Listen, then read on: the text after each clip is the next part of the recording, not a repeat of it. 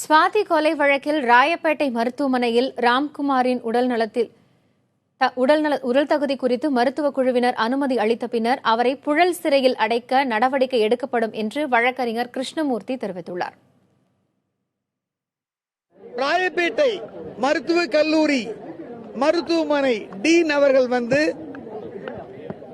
புழல் சிறையில் அடைப்பதற்கு இவர் உடல் தகுதி உடையவரா என்ற ஃபிட்னஸ் சர்டிபிகேட் டிஸ்சார்ஜ் பண்ணதுக்கு அப்புறம் தான் புழல் சிறையில் உள்ள ஹாஸ்பிட்டல் அவர் அடைக்கப்படுவார்.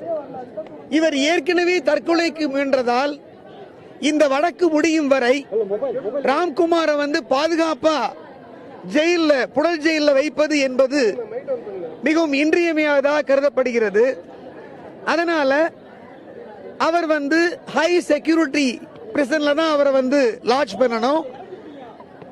இந்த வழக்கு முடியும் வரை 24 மணி நேர jail officials, warden, Jailer, superintendent கண்காணிப்பில் தான் அவர் இருக்க வேண்டும்.